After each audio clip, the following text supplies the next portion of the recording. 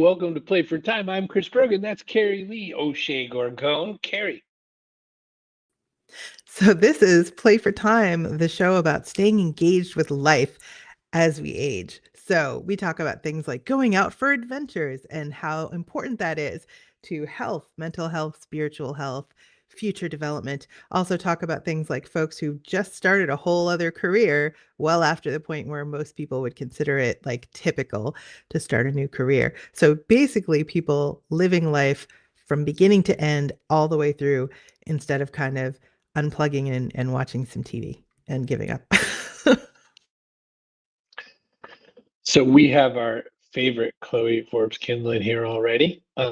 My mom and dad won't be joining us. My dad's got a meeting at the same time as this. Uh, Understand that this is for anyone at whatever age where you feel like you are aging, because there are people in their 30s, there are people in their 20s, there are people as we get into my age, mid 50s, and Carrie, who's probably 27 and a half. Hi, Leslie. um, there are people at all ages that feel like they're coming into this new phase in their life. How do we stay engaged? It is so easy. I think this is like I feel like this is a John Mulaney thing. It is so easy to not go out.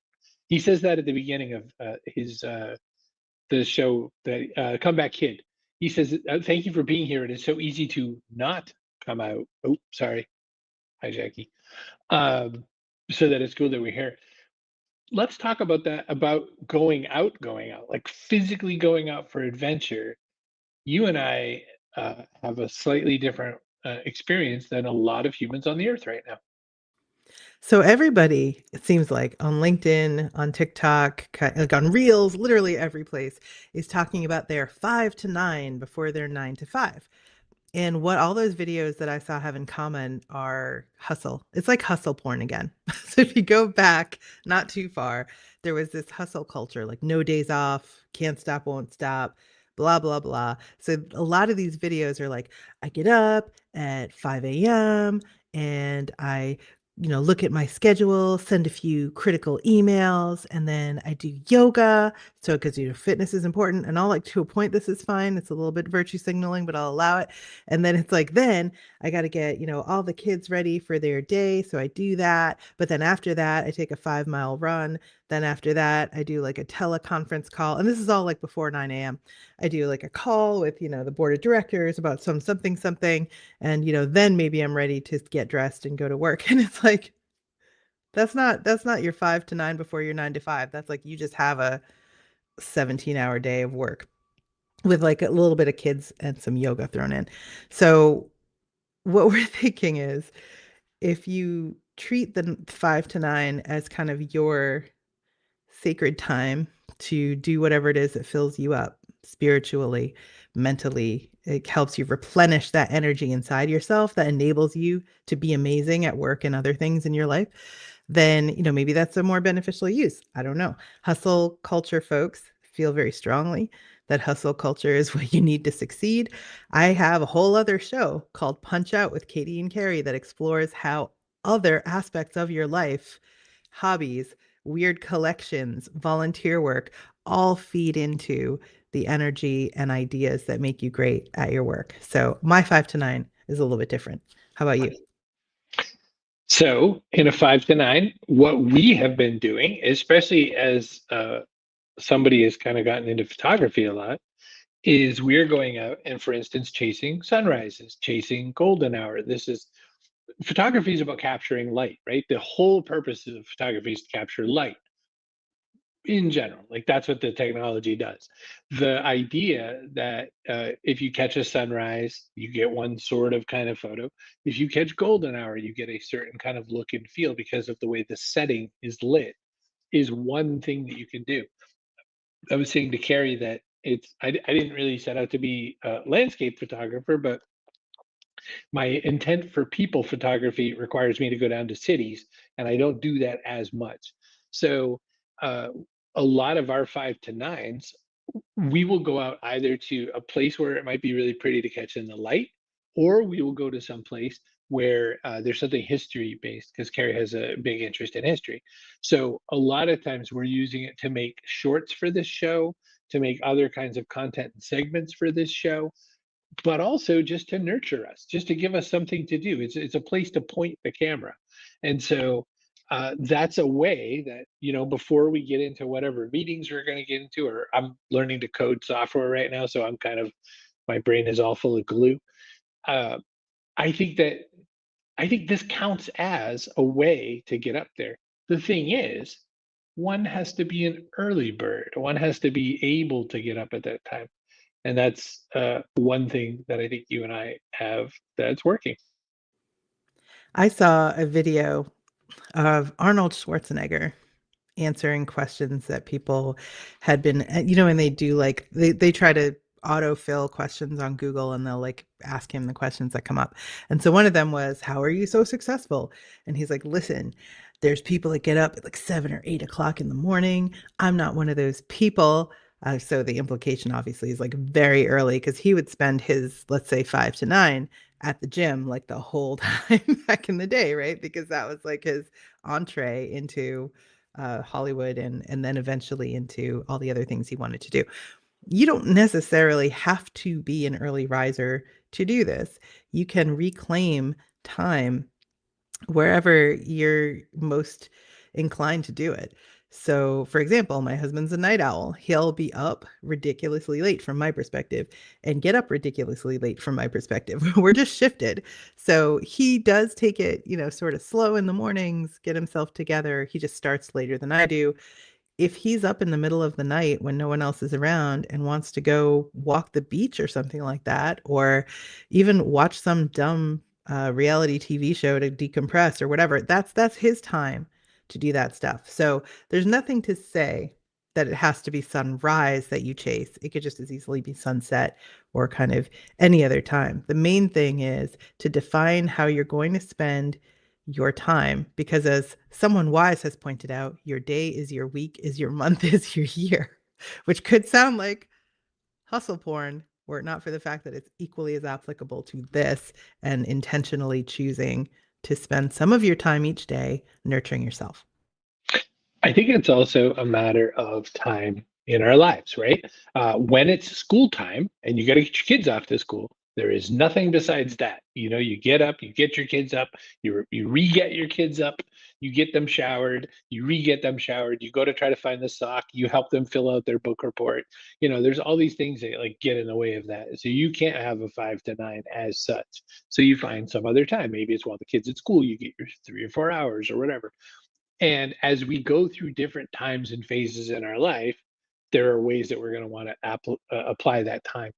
What I have come to learn at this age, and then we'll get to these comments. One of the things that I realize at this age is that I need some time for me before I'm willing to sink my life into it. My last job, I was working 12 to 16-hour days, many days, every weekend. I really, really immersed in that job. So I've come around to wanting that time. You and I will go on certain adventures, like you said, long, long before Dan is up. You and I and Max went on a completely interesting adventure. That it was like an alternate reality universe by the time we came back around. And then Dan is up. I'm long asleep before Dan is up, gone to bed or whatever. Leslie says, I have found that I have become an early riser as I've gotten older, and I love that quiet part of the day. Jackie says, most of my masterwork paintings were made after midnight, and look who stopped by, my dad, Steve Brogan. Hi, Dad. So anyway, thoughts from you on that. I think that we've both pretty clearly identified that there's morning rising for us. Is it worth it, though? That's the question you put in the topic. Talk about that for a second. So, is it worth it if your 5 to 9 is trying to accomplish goals, and that's what makes you feel good, like you want to check things off your to-do list or something?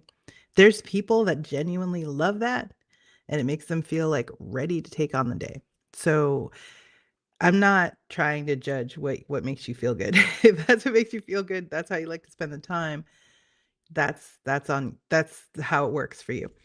But if you're open to trying something different, I think a lot of us are hungry for quietness and to the need to be unplugged, I think, is strong. And I don't know if we always acknowledge it because I know I rely so heavily on my technology and I do amazing things with it. And I can get instant results and get things done really fast. But it's beneficial in the morning to kind of ground myself a little bit, go out into, for me, it's going out into nature because like nothing's open yet except for Dunkin' Donuts and Starbucks or something. Nothing's open yet. There's very few people around. And the ones who are out, for the most part, are doing the same thing that we're doing. They're admiring the sunrise, they're admiring the scenery, they're taking a few deep breaths and feeling the ground under their feet before they go and look at a screen for 7 to 10 hours of their day. So if you can try something different, whatever different is from what you're doing, I would suggest you try it because that's how we wake ourselves up. We've had this discussion before too about sameness and how sameness makes your days all sort of pushed together in a big blur. This is how you change that. You mix it up and give yourself something memorable. You do something different. So, is it worth it? Is sunrise worth it?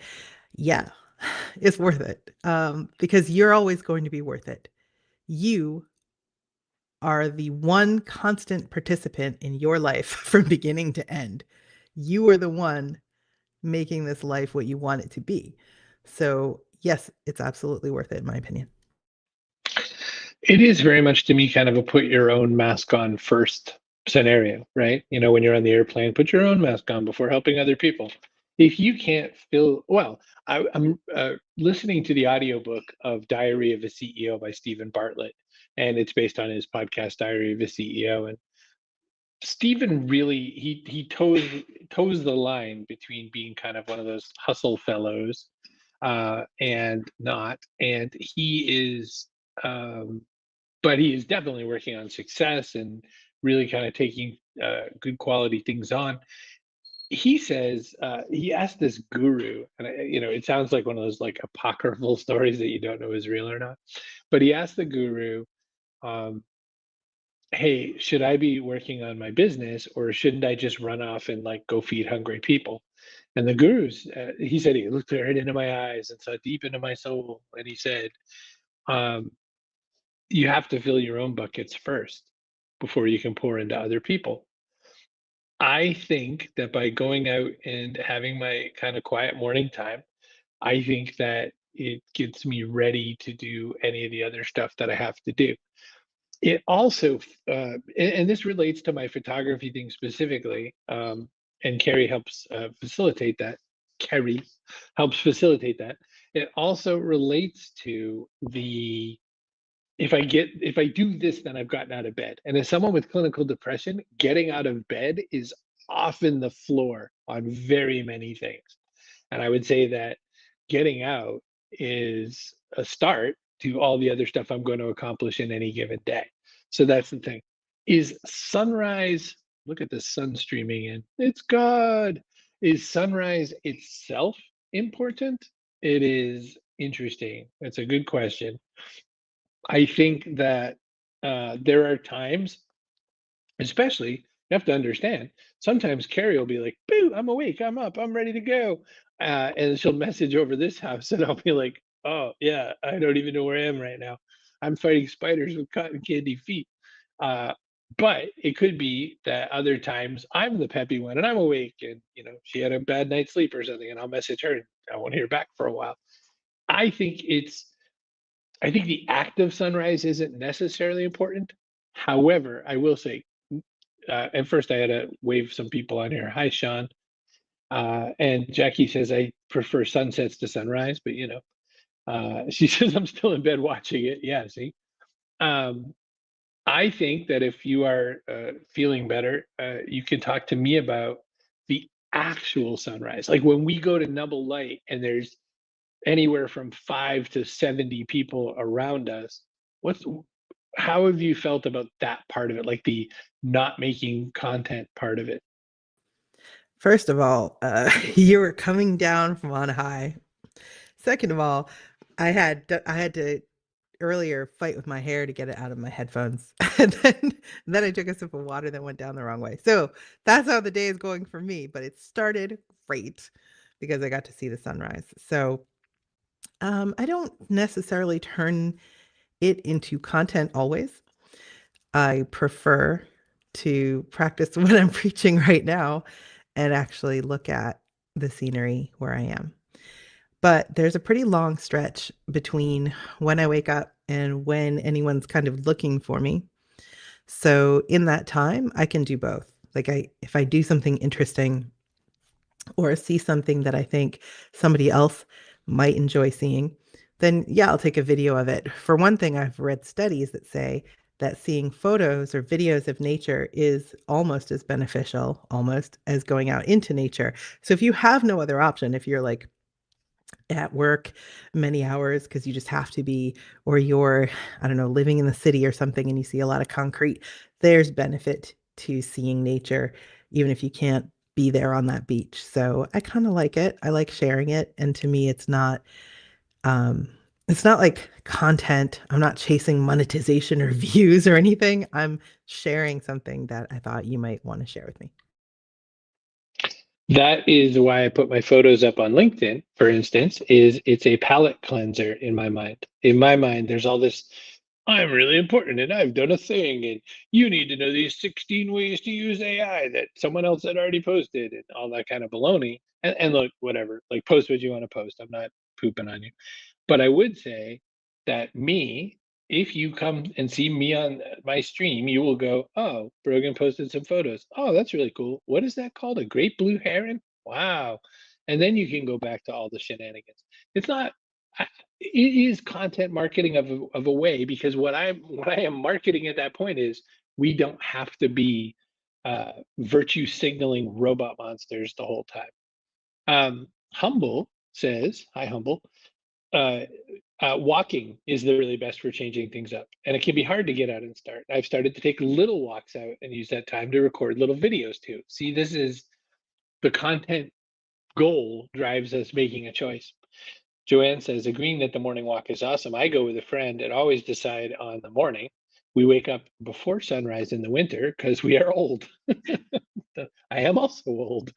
Jackie says, I walk at lunchtime now that shift has helped. I realized I'm never going to be a true morning person. You gotta accept yourself. You've got to accept yourself. And that's I've just discovered there's certain things I would love to do or be that are not realistic for me. So I'm not gonna be that person, and that's fine.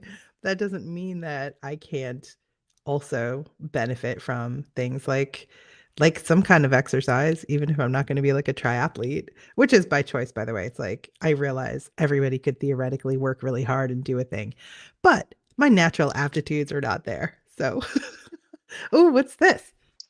Daniel Pink wrote a book specifically about this called When, The Scientific Secrets of Perfect Timing.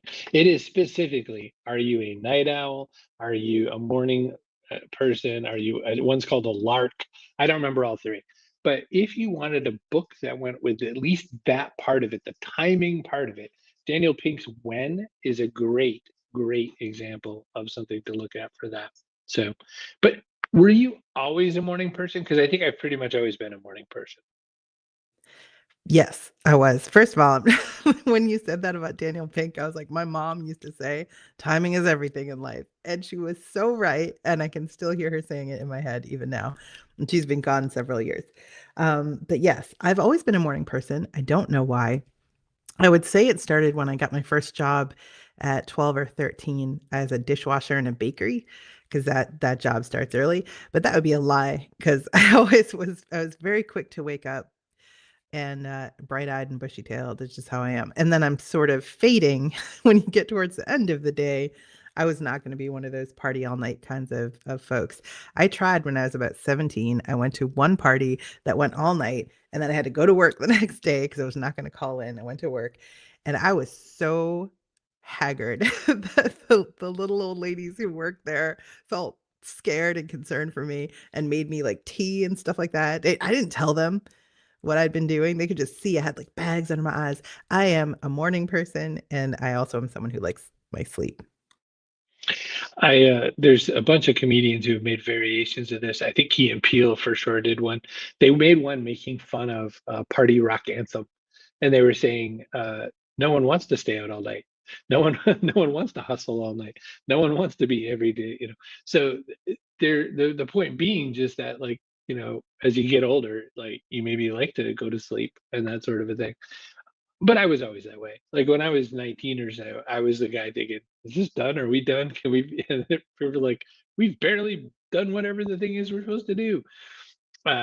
My friends dragged me to a midnight showing of Rambo one time, a midnight showing. I used to have this basement room when I lived in North Andover, and they would come and knock on the windows at any hour, and they were like, "Come on, we're going to see Rambo," and I was like, "Oh, where am I?"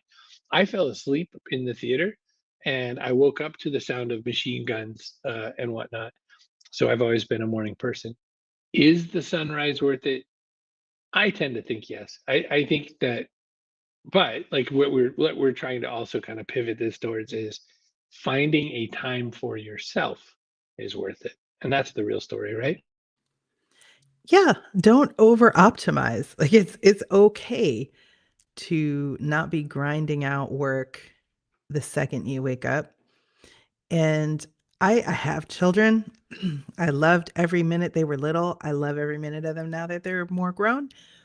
I'm not suggesting that you don't pay attention to your kids. Obviously, it's like if you've got them, it's the most important thing. But I am saying at some point when they're at school, when they're napping, when you're at work, whatever, you're occupied. So find some time when they're napping or something to reclaim your own peace and your sense of purpose and self and have some conversations in your own mind. You don't have to do it out loud, that would be weird, about what you're kind of here for and what you would like to do with the days that are left to all of us, and think about how you want tomorrow to look and the day after that and the day after that. And the best time to do that is when the noise has quieted down a little bit. So for me, that's morning. For you, it could be in the middle of the night. But the idea is you don't have to be all hustle all the time. And how do we find the adventures we find? So in my case, I'm always kind of chasing, is somewhere going to be kind of picturesque or whatever. So our adventure today was called the Essex Coastal Scenic Byway, which is a route which is between Newburyport, Massachusetts, and all the way down to part of Lynn, Massachusetts, doing a big loop around Rockport and Gloucester. We went from where we are here down to Ipswich and called it good. And in that process, we went looking for whatever we thought we'd see. Kerry usually leaves that one up to me. Like, you know, if I'm like, oh, I think we have a thing, that's how we made the adventure happen. Like, what are the mechanics of getting out and finding these? There's two other things that we tend to do. Kerry will see some kind of a story somewhere about some historic thing that's not that far from here, and we will go find some history thing. Like I feel like there's a one room schoolhouse you went to the other day, which you know you'd been waiting for it to be open, and it finally was open at the time it was right for you. And then me, I also love local type events like Dover, New Hampshire is going to have their zombie walk again this year that my son Harold and I participated in. I can't wait to see that. So that's how we find them. What other ways have you found some of the places we do our events? So it's interesting. Events and historic things usually take a little bit of planning or at least a little bit of research. It might be same day research, or we might throw something tentatively on the calendar just for future. If it's an early morning thing, two things have to happen. One, I wake up and realize it's not cloudy. There's going to be a sunrise somewhere. And then, the next piece of math in that equation is that I message you and see if you're also up. That means we're a go for sunrise. Okay, so barring sunrise from the equation. There are some spontaneous things that happen, like driving by the schoolhouse and seeing that it was open. I was literally like, turn in, turn in. What do you see the schoolhouse? So that is something I'd had my eye on. So if there's a place you've driven by or walked by and thought, wonder what's going on in there, and it's the kind of place that occasionally lets people in to have a look around, then make it happen one day if you're by when it's open. Right now is the best time for anything. Right now is the time to do it, to try it. If you're free, if no one's needing you right now for something, I mean, why not? I guess would be the answer. I've also kind of flexed my version of what close by means. So there's a museum right in town, like say 10 minutes, 5 minutes, 15 minutes. That's obviously very close. I will go like an hour and a half on the weekends or something to go see some really interesting thing that I have not seen before. And I have a list of those things that I would like at some point like to do. And I always have it ready. So if there is a weekend that presents itself that I don't have projects, that I don't have something going on, I can slot in one of those. And if you're game, you can come along. My husband's not much for like long car trips to go look at old houses or something like that. But but if you are into that sort of thing, just kind of keep a ready list of things that you're interested in, and it could be anything. If it could even be there's a place nearby that does old-fashioned baseball. So they play baseball games using like the turn of the century rules, which means there's no like gloves or helmets and stuff, whatever, for safety, but that's okay. They've got it down. So if you were into something like that, you might decide this year you're going to look into playing with those guys and maybe experiment with that. I mean, just have kind of a list of things you would love to do if you had the time. And when you have the time, go do some of them instead of just letting that time kind of fritter away. Um, make use of it. For instance, I have gone to a tractor show. I went to, I can't tell you how many car shows over the summer. We've caught all kinds of events, local and otherwise. Convinced Dan that he wanted to go to roller derby. I was really happy and impressed. We went and saw some of that baseball. So we got a chance to go out and see these people playing baseball as if it was 1864. And I got to hang out with the pig as well. And as they were out there doing their thing, it was really kind of fun because we got a chance to see what would baseball be like in a time when, uh, like Kerry said, there were the only gloves that were used was the catcher's mitt, barely, and every other person was out there barehanding it. It was cuckoo bananas.